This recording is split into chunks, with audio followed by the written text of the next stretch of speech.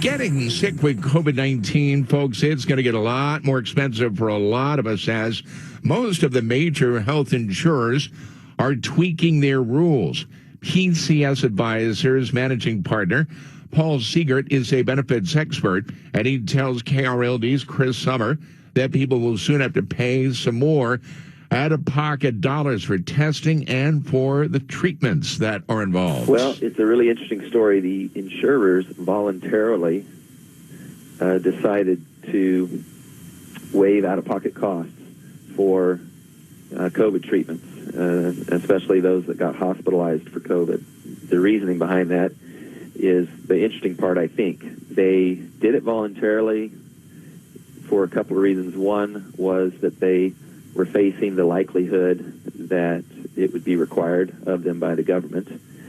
And so they preempted that and did it themselves, which then meant they could avoid, if they decided when to do it, they could decide when to stop doing it.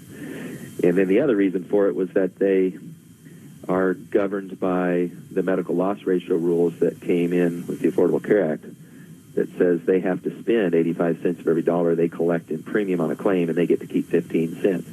And with the lockdowns that we were all subject to with COVID, people were not using their insurance. They weren't seeking care. Claims were down about 70%. So insurers were faced, by and large, with two choices.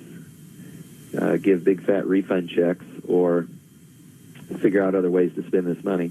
So it was a pretty sensible decision on their part. It was, why not do something, get some marketing out of this and do something good as opposed to just have to refund the dollars anyway. So now things are changing in many cases. How so? So the changes that we're seeing now is that claims levels have returned to more normal levels. So insurers don't have this excess cash piling up. So they don't have the same problem they had before.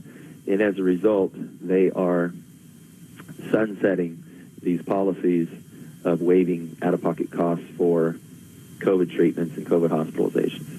So now the way that will affect the consumer is that they will be subject to their deductibles, their co-insurance, their max out-of-pockets that are built into their health plans, whereas they were not before. And today, that's very possibly these Affordable Care Act plan designs that so many consumers deal with have a pretty significant out-of-pocket risk. Each year that out-of-pocket max goes up. I think the max now this year is up over $8,000 for an individual. So it does represent for many Americans a pretty significant expense if they find themselves in that position.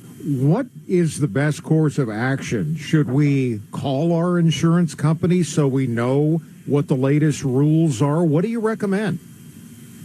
Yeah, most of them are not going to be waiving it anymore. I think we're down to a small double-digit percentage that are still waiving this cost. But you can reach out to your insurer. You can go on your online portal and get that answer. And then if you do find yourself in a position where this happens, you do actually have options. You don't just have to pay that first bill that shows up. You can reach out to the facility and ask them about any financial assistance programs that they may have, because they do exist.